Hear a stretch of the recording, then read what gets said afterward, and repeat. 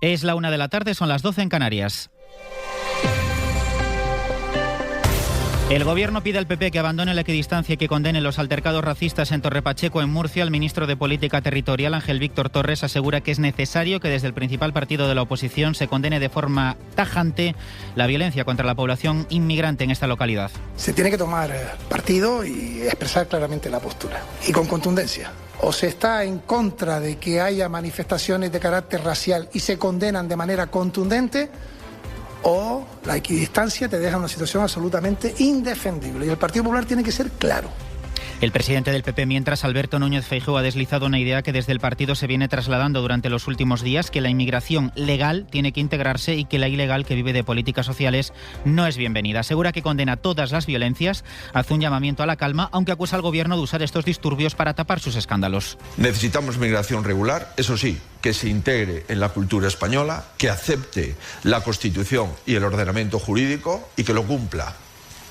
Y la inmigración irregular, que viene a incumplir las leyes o a vivir de políticas sociales, evidentemente no van a ser bienvenidos en el país. El PSC aguanta en Cataluña el caso Cerdán y apenas se resentirían sus apoyos en caso de que hubiera elecciones. Illa seguiría siendo el más votado y sobre todo destaca el ascenso de la ultraderecha, tanto de Vox como de Alianza Catalana, sobre todo de este último. Son los datos del último sondeo del CEO. Vamos a Barcelona, Oriol Soler.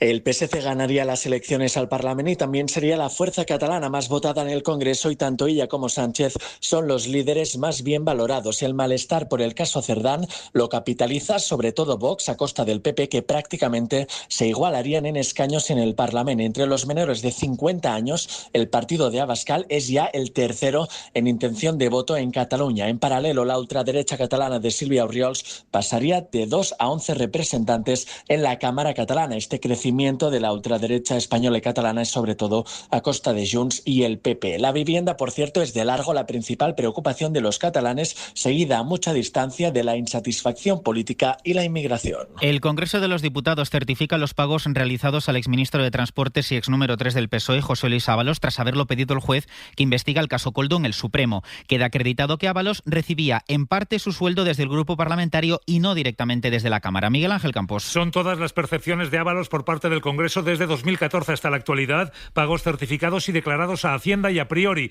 Explicarían las discrepancias puestas de manifiesto por la UCO. Los abonos de nóminas oscilan entre el 0 cuando es ministro y cobraba del ministerio, o los 1.900 euros cuando pertenecía al Grupo Socialista y una parte del salario era devengado al PSOE por razón de su cargo, en lo que denominan el impuesto revolucionario. Más adelante, cuando Ábalos pasa al Grupo Mixto y deja de dar parte de su nómina al PSOE, percibe los más de 5.000 euros mensuales que cobra un diputado. Es el primer bloque de documentos. Ahora el PSOE remitirá el suyo para explicar por qué Ábalos donó 44.000 euros al partido y otros donativos por 8.000. La cifra más abultada correspondería al citado impuesto revolucionario, mientras que los 8.000 en 11 años son las cuotas de militante, según el propio Ábalos, tanto las suyas como las de su familia. Comisiones Obreras pedirá un cambio legislativo que permita que las empleadas del hogar puedan ampliar el cobro de la prestación por desempleo. Ahora solo cobraban por lo cotizado desde octubre del 22, que es cuando entró en vigor el decreto que les reconoce el derecho a la prestación independientemente de lo que hayan trabajado antes. Adela Molina.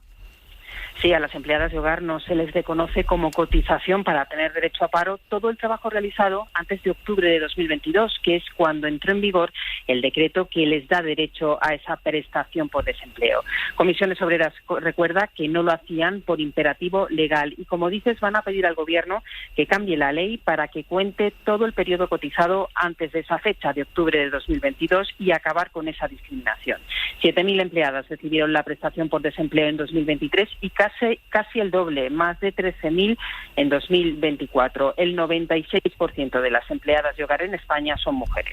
Continúa la violencia en la ciudad siria de Al-Sueida a pesar del anuncio del alto el fuego del gobierno provisional de ese país, que está enfrentado a la minoría drusa. El ejército israelí además ha seguido apoyando a esta minoría y en las últimas horas ha atacado de nuevo la ciudad. Pablo Morán.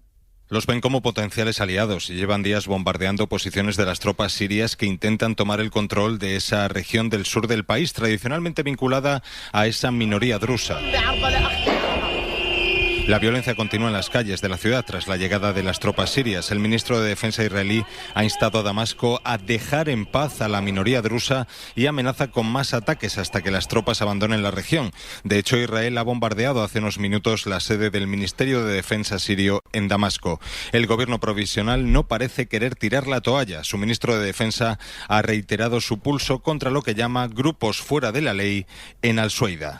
Sanidad advierte sobre el uso racional de la vitamina D, alerta sobre los riesgos que su consumo sin control médico, ya que cualquiera que quiera consumirla tiene que pasar antes por la supervisión de un facultativo. Mariola Lourido. En mayo, en Baleares, hubo 16 personas hospitalizadas por hipervitaminosis D después de consumir un suplemento defectuoso de venta online con consecuencias graves para la salud como la hipercalcemia, insuficiencia renal y arritmias. Sanidad dice que estos suplementos solo están indicados para casos de déficit confirmado o situaciones clínicas específicas. Los suplementos innecesarios pueden tener efectos adversos si se exceden las dosis. Deben realizarse bajo la prescripción médica y seguimiento sanitario, destaca el Ministerio, que recuerda tanto a la ciudadanía como a los profesionales un uso prudente de la vitamina D. Y nos queda la información del deporte. Rodrigo González, buenas tardes. Buenas tardes. Vuelve el Tour de Francia tras la jornada de descanso de ayer, etapa 11, que está a punto de comenzar. Enviado especial Borja Cuadrado, buenas tardes. ¿Qué tal? Buenas tardes desde Toulouse. Enfrente del estadio del Toulouse va a arrancar en apenas 5 minutos la etapa número 11 del Tour de Francia después de la primera jornada de descanso. Mucho ambiente, mucho calor. Una etapa que va a finalizar también en esta ciudad, la del río Garona. De momento con Ben Hill, el irlandés, como líder, Pogačar como claro favorito en segunda posición y con un tramo del 15% que se va a tener que subir a 8 kilómetros de meta en una etapa de 156 kilómetros. Gracias, Borja. Además, en fútbol sigue la pretemporada del FC Barcelona. Tercer día de entrenamientos y tercer día sin Ter Stegen. El guardameta alemán, con el futuro en el aire tras la llegada de Joan García, se ha vuelto a entrenar al margen del grupo por unas molestias en la espalda, en el día en el que el Barça hará un acto privado junto a Lamine Yamal para celebrar su renovación con el club hasta 2031 y hacerle entrega del dorsal número 10 en la camiseta para heredar el mítico número de Leo Messi. En el Real Madrid, Jude Bellingham se está sometiendo a una cirugía en su hombro izquierdo y estará de baja entre 10 y 12 semanas, y mañana a la 1 de la tarde, acto de despedida de Lucas Vázquez en Valdebebas. ¿Cuál es el último mensaje que has enviado? ¿Eres cartero o cartera? ¿Trabajas como repartidor? ¿Desconectas del email en vacaciones o sigues pendiente de lo que pasa en la oficina? ¿A quién enviarías ahora mismo a un lugar lejano? ¡Haga el favor de dejarme en paz! Hoy amanecí con ganas de enviarte. ¿Cuánto hace que no envías una carta?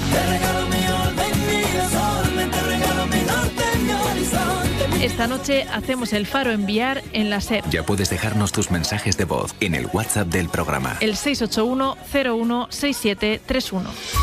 El Faro, con Julia Molina, Cadena SER. De momento es todo. Continúa la programación local y regional de la SER a las 2, la 1 en Canarias, hora 14 con Javier Liébana, y hay más información en nuestra página web en cadenaser.com. Cadena SER. Servicios informativos.